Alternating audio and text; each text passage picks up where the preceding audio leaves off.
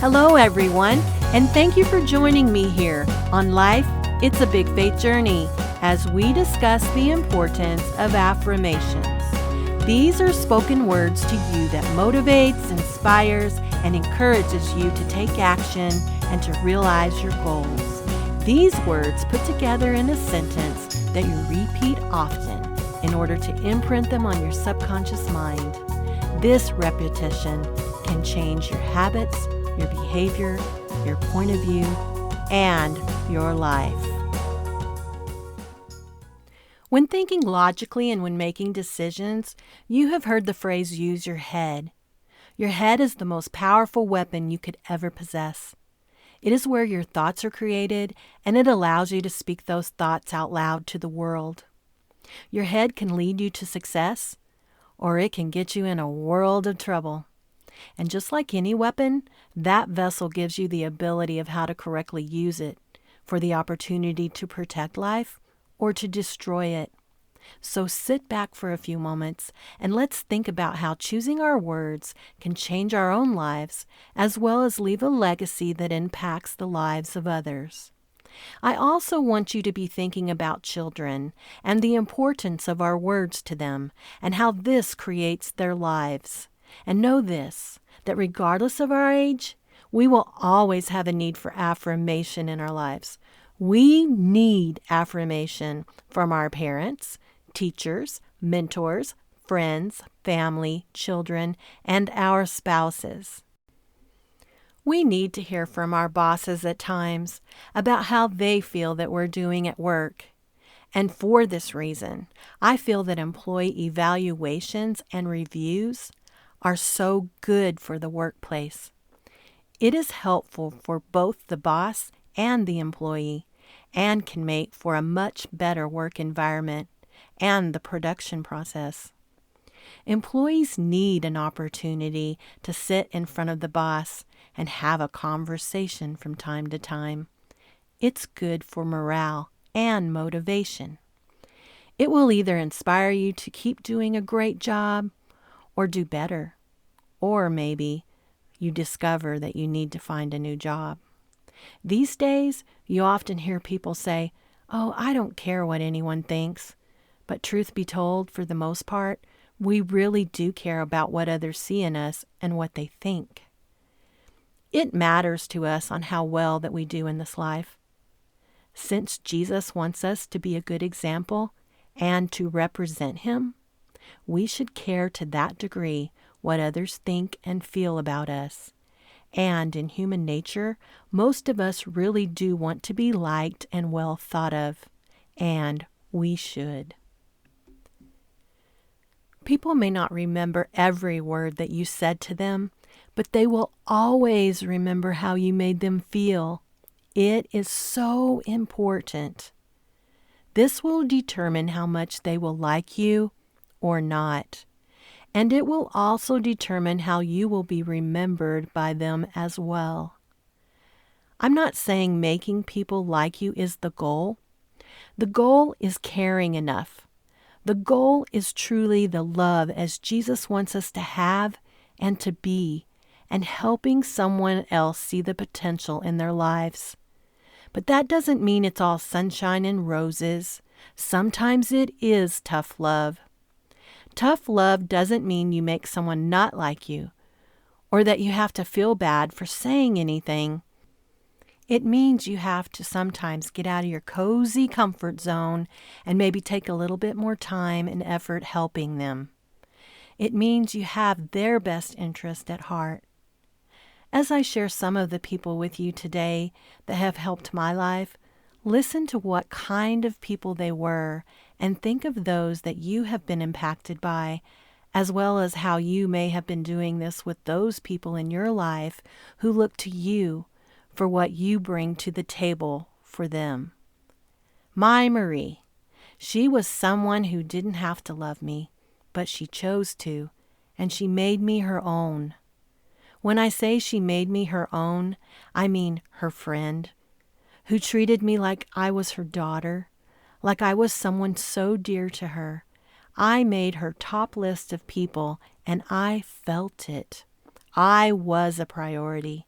I met her when I moved to a place of all things unknown. I knew no one.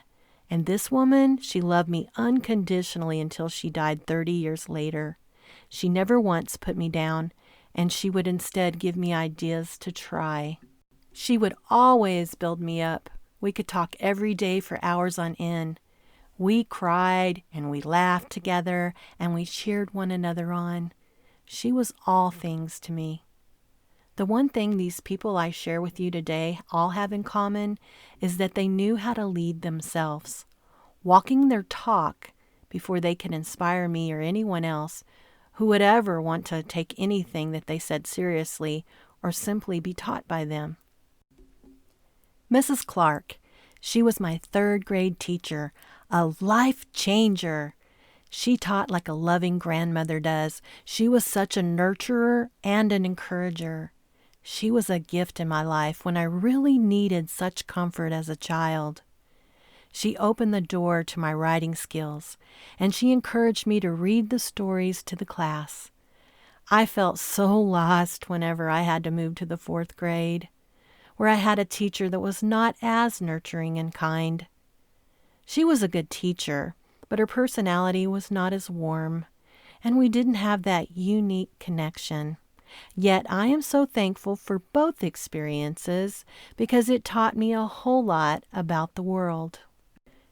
Mr. McNeil, he was my 5th grade teacher, and he was gruffy at times, but I was never afraid of him. Many kids probably were, but I saw his heart and I felt safe around him because he had a genuine heart for all of us and a passion for teaching us. Mr. O'Neill, he was my music teacher at school, and he loved my voice, and he helped promote my talent. He believed in me when I didn't have enough belief in myself, and it got me strong enough to begin to fly the nest of feeling my potential, to discovering my own confidence, and that was wonderful. Richard Jackson, he was my pastor, and he baptized me. He taught me to accept change in my life, and that by doing so, I could have opportunities. I wasn't always stuck in the same thing, comfortable always doing the same thing, that I had to accept change in order for things to happen, in order for doors to open up, in order for life to be different. This got me on my way to not being so afraid to take chances. And by learning to trust God, my faith as a result became all or nothing. Learning from Richard Jackson, it set me on my way to feel that I could believe God for anything. Among all the teachers that I've had, in college I had many wonderful professors who really showed their care towards me, and I truly appreciate that. Attending community college and then a smaller private Christian university, I feel that I got that family feel, and the places where professors stayed most of their careers. I appreciate how each of these people were real to me. They were not afraid to show their hearts and their personality to me despite any big title or degree that they may have held. I believe they easily saw my heart and they could feel that they could trust me to accept the real person in them as well. I appreciate that, and those qualities made me respect them even more. Dr. McDaniel, he was the president of our junior college, and he taught me to speak from my heart to people no matter who they were. As a journalist on my first ever interview, he was the one that I had to interview with, and I told him so. Immediately, instead of sitting behind his big desk, he walked around his desk, and he turned a chair towards mine, and he sat next to and facing me. And then he began asking questions of me. He allowed me to be honest and relaxed as he befriended me. Here he was, teaching me being a student. He showed me that right away he was treating me as an equal. So when I saw him after that, my reaction was quite different. Instead of nervous and anxious, I felt joy and excitement. Through our friendship, I learned that we should place value in ourselves. And so no matter the position a person holds, we should treat that person with respect, as equal, and of value. He had shared with me that he felt that each person's job was important. He said the groundkeeper's job is just as important as mine because he makes this place look so beautiful, beautiful for us to come to and enjoy. He showed me that regardless of someone's title, there really is no room to get uptight. We each are important. Just be your true self all the time. Be someone others want to be around. I have always said that you should enjoy your own company. You should enjoy the time that you spend alone with yourself. Sharon Hale, she was my admissions counselor and later my intern mentor, and she was also real with me. She was the one who sent me those letters of encouragement for me to become a student at Lubbock Christian University. She made me feel very capable, and she made me feel good about myself through each and every time we spent time together. Her life at times was so complicated and full, but she always made time for me and set the example of what I believe a Christian is by the way she handled her own life. She prayed for me in her office and she comforted me when times were tough in my life. She set the example for me and she mentored me. I watched Heather, one of my dearest friends from college, rise from the ashes more than once. I am so grateful that we never lost touch.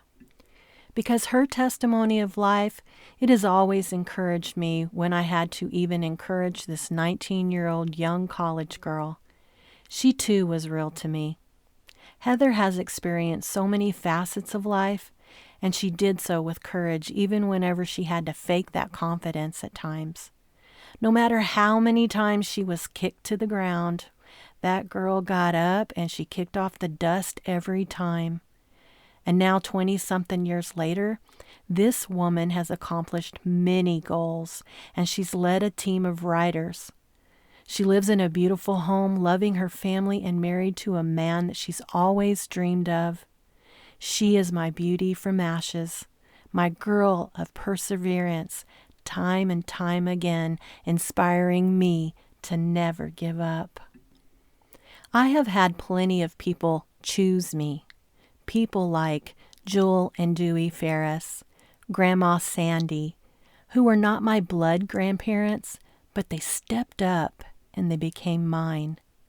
My Marie, Moselle, Gisela, all who didn't have to love me, but they did. I was adopted by their hearts and chosen by them to be part of their lives. They made it easier for me to know how to love people I barely knew, or didn't know at all, or knew all too well. They go to show that when one part of your world lets you down, there is another part of the world waiting to embrace you. Just ask Jesus to send the right people into your life. I miss my mentors, my older ladies like my Marie, who were so good at that type of thing. These are the ladies that you could trust and you could ask advice of, and they were ladies of integrity because they were not trying to be judgmental, while they made me feel so special to them and to myself. They poured life into me, and they helped me to take out that which wasn't good for me and my best interest. By all of this, my love and admiration grew for them. I miss and still need that support, but I also realize that it's my turn. I've stepped into their shoes. Jesus, he's the greatest example of leading oneself first before being able to lead others. He walked his talk. You see, when I say lead yourself, I mean you must take care of yourself, your needs, and then you must know what you are asking of yourself and do it. You need to know who you are and what your purpose is. If you're going to walk your talk, you must know what your talk is about. You must hold yourself to a high standard, meaning you must have discipline and accountability to the Almighty God and yourself. Write your questions down and talk to God about them and keep praying over them. Consistency is the key to everything. Every success depends on it. By leading yourself first, you are what you want to see in this world. Be good to yourself and make time for self-care so that when you give of yourself, you are giving the best of who you were meant to be. For a moment, let's focus on kids and parenting. Where do we learn our parenting skills from? I believe we do this by the examples that we've had. We take the good and we use it, and then we pick apart anything else and use what we feel is helpful, and then it is simply by living in our roles as parents to do what we seek to learn and by trial and error. Yes, it's okay to mess up on some things, and it's perfectly okay to apologize for doing so. In fact, it is so good. It is such a good lesson for your child as well to see you apologize to them. Being real, like I have shared about the other people in this podcast, it opens the door to so much more in someone's life, like it has for someone like me. It's a game changer, a difference maker, a life giver. I have always admitted that I am not perfect. I have admitted to my children that I am learning and changing as I go as a parent, just like you are growing and changing as a child to an adult. Because as a child grows, our parenting has to change as well. Being a parent of a newborn, it changes as the child grows. We have to grow our skill set along the way.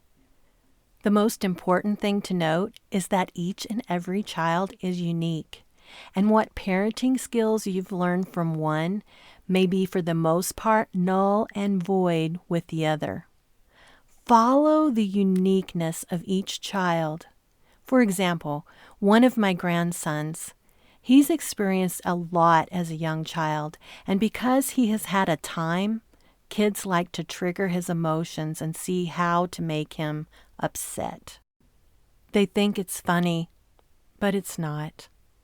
He has clearly been one that values the importance of hearing us tell him whether he's doing a good job or if we like this or that. He is a child who wants to know what we think, and he wants to do it well. He wants that reassurance before he dives in too deep. And of all these positive ways we choose to parent him, they have truly benefited him and we as his family. As he's grown, I see this confidence rising. This child has been bullied in school for being small, and he's went through a really tough time of his parents' divorce when he was really young, and all the other types of things that life throws at a kid. But since time has passed and healing is ongoing and happening, he's learned more as he's been able to talk about it and learn to deal with things. And so it's important that he's had the assurance of reaffirming him as his confidence is rising and he is desiring and eager to open his heart and share with others some of the important things that he's learned. Affirmations are important, and he's also a child of affirmation. He wants to know he's doing a great job. He wants to please. He has that great level of confidence that depends on you as the adult to nurture. It is not wise to compare him to others. That stunts his emotional growth and how he sees himself. He's a child. Want to make him soar? It's all in pointing out his strengths first and then giving him pointers on how he can become even better. And he will, because that is who he is and that is what he requires. It is also important to note to him that while he is really great in some areas, he is simply not meant to take on the whole show or that particular one, or may simply not be made for other things. It's all in the words and how we use them with him. And oh, what a thinker he is, and it shows when he speaks. We can be that person someone can learn from, or we can be that person someone despises. Children and parents, remember this one. Children, including teenagers, should treat their parents with respect, according to Ephesians 6:2. But it cuts both ways. So, in Ephesians 6:4, it says, "Fathers, do not provoke your children to anger." Of course, children can get angry for no good reason, but the point is, don't give them a reason. Remember, you as their parents are the first and foremost, most influential teachers, and they learn their parenting from you, and this will determine what skills they will choose to take from you or not. I've never been a fan of the disciplinarian parent because I feel Jesus is our example. And he not only really loved children, he gave them his utmost attention. I believe discipline is an important component in our lives, but we should never use it to the point that it causes a child to hate or resent. Remember what I said in the beginning of this podcast concerning how people make you feel? A person may not remember every word you said to them, but they'll always remember how you made them feel. Lessons should teach and show them the way where they need to be. A parent's discipline should never bully or continue to make them feel the lesser. Lessons have to show them where they were wrong and how to get where they need to go now, and give them the opportunity to do so. Not prolong any agony, but move on. It should never tear a child down and be any part of destroying how they are to feel about themselves. Aside from family, having a wonderful husband, parents, children, and grandchildren, there have been even some not-so-good relationships with other people who cover the rest of the people in my life. But all of these people have given me parts of their lives and experiences to mold myself into who I am and who I choose not to be. We have the choice, so do not let your future be determined by the negative influences in your life. Move past it. Be who you are and all you can be, all you choose to be. I am always reminded of the great prayer warrior that my maternal grandmother was, and I try to be that. Even though my paternal grandmother, she's been gone since the early 90s, when I have dreams of her, she always reminds me of the great love that she and I shared, and she reminds me to have great strength. She tells me that I'm the strong one now, and she is very proud of me. So as I'm looking ahead, I can't help but look back from where I have been and how I got to this point. People do that.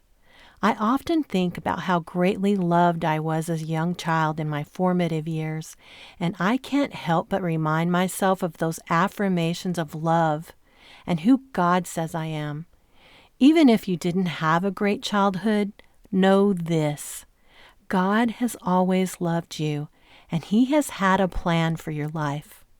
I like who I am and who I have become. I even enjoy spending time with myself. I value myself, and by doing so, I realize how much more that I value others. Thank you, Jesus, and all of you, for your help in making me who I am today possible. I love you. There is not a day that goes by that I do not think of the importance of how we treat one another. Those we love should feel like the most important people in the world to us. My husband, he should always feel welcomed and that he matters to me, that I am happy to see him each day. He is the other part of me. He should always feel like I am the one he can always count on, that I am on his side, that he is my very best friend. My children, they should feel they are the most important people in my life. Children have surrounded my entire life, and from my own childhood, I know how important it is to feel value, to need affirmation. We all need words of affirmation, not only children, but each of us, even adults. Life is hard at times, and each of us struggle from time to time. No matter how positive we attempt to be, we still have our moments in time. We still have stuff happen to us to bring us down, to disappoint us, and discourage us. There is not one person alive that doesn't need to hear encouraging words, even if we're not feeling blue, but even just wanting to celebrate something. Because encouraging words, they just help us continue along the way. Those words get us a little bit further, help us to motivate us to be a little bit stronger. We not only need to speak them over ourselves, but we need to hear them from those who know us the best. You know, I recently said to you that sometimes your smile can turn someone's day completely around. So do your words. I believe those formative years of our lives are vital to hearing those confident building words repeat themselves in our adult lives. My daddy was truly so great at that. He was always telling me I was beautiful and smart, and he actively spent time playing with me. My confidence wasn't conceited, but it was instilled in me, so much so that when he took me places, for example, whenever he would set me on the counter of the country store in our farming community, the storekeeper would come up and he would say, "You are so beautiful." And I would always respond with, "I know, my daddy always tells me that." Formative years. They establish the level of confidence a child will carry into their lives. Let them dream. Let them pretend. Let them be innocent children. As an adult, they will always reflect, refer, and remember this special time in their lives. So remember to allow your children of today this opportunity. When they are talking to you, listen. Put all other things and distractions aside and look them in the eye and give them your full attention. Those same principles apply to people of all ages. Listen to me. Pay attention, bosses, business associates, employees, every person alive. Make other people feel they are the most important at that moment to you.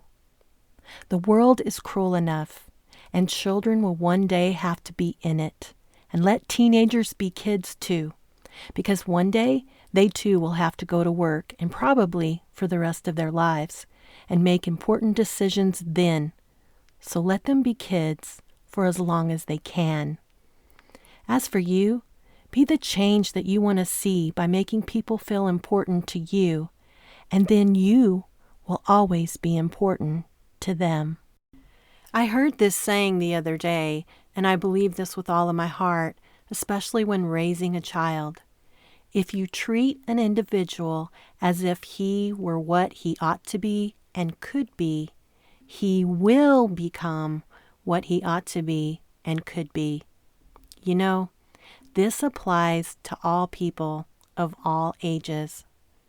Bosses, just think, if you treated your employee as if he or she was what he or she ought to be and could be, he or she will begin to see themselves as so and work towards being what he or she ought to be and will be.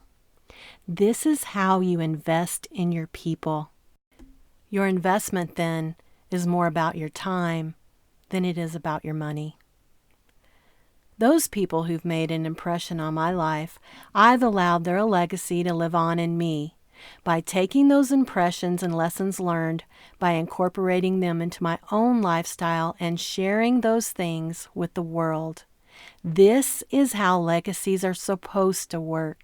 What will your legacy say about you to those that you've made an impression on? And what kind of legacy, what kind of impression will it be?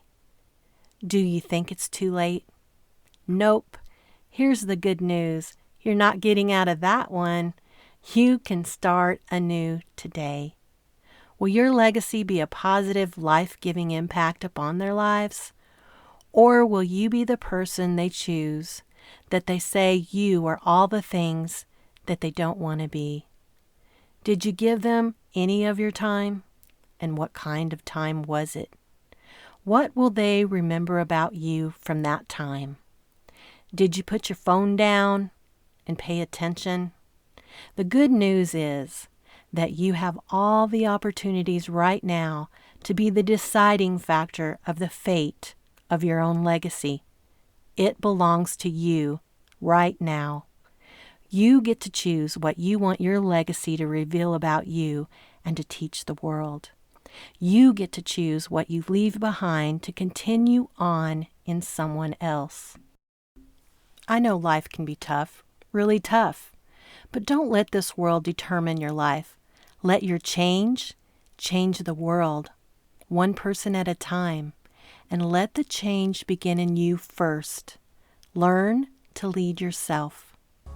If you don't feel like you have a good support team, then begin by talking to your Heavenly Father about that. And take some sticky notes or index cards and begin writing affirmations on them and leaving them in places that you can see. And begin speaking positive words about yourself. Even if you don't feel like it, just do it. Speak your words out loud. Hear your voice speaking to yourself, and your words will become your thoughts, and you will begin envisioning yourself being all of those things. Don't stop. Keep going each and every day, and then this new attitude, it will become your life. And you will then find people wanting to have what you have, wanting to feel about themselves the way you feel about yourself. Confident and happy and satisfied. Thank you for deciding to come and spend some of your time once again listening to me. Until next time, be good to yourself.